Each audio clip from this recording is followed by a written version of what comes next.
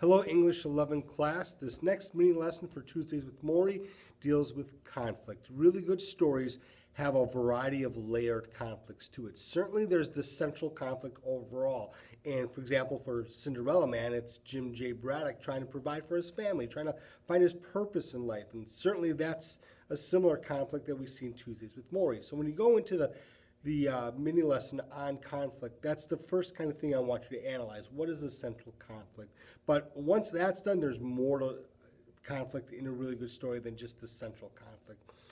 The first thing I want you to look after you've identified the central conflict are what are the different obstacles Mitch or Maury have to overcome to help them solve that central conflict. For Jim J. Braddock, I put down some ideas that his declining health is an obstacle he has to overcome. Not being able to consistently find work down at the docks is another obstacle that he has to overcome.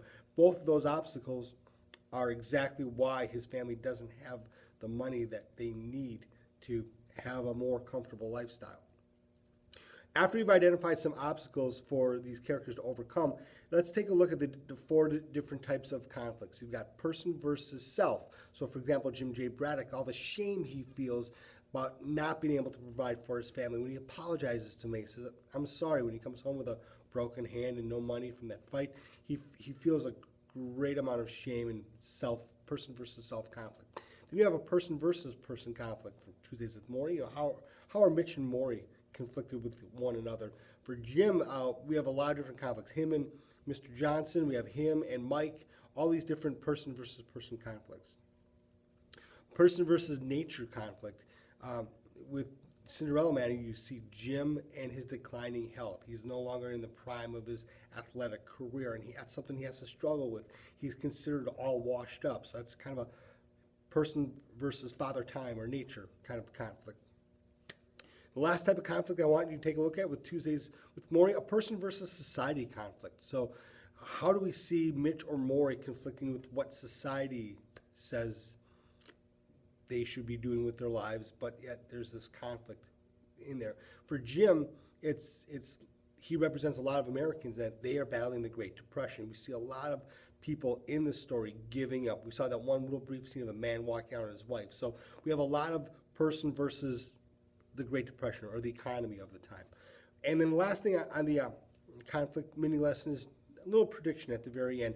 To what extent do you think that these characters will overcome their conflicts, and what positive or negative consequences will come as a result? So for example, I wrote down on my mini lesson in Blackboard that Jim Braddock will get a second chance, actually a second chance, that people will help him give more fights and he'll get his family out of depression. To use Jim's words, he says, these second chance fights, he says, quote, put a little bit of distance between my kids and the street. And people are endeared by him, and that's why they're going to give him these second chances.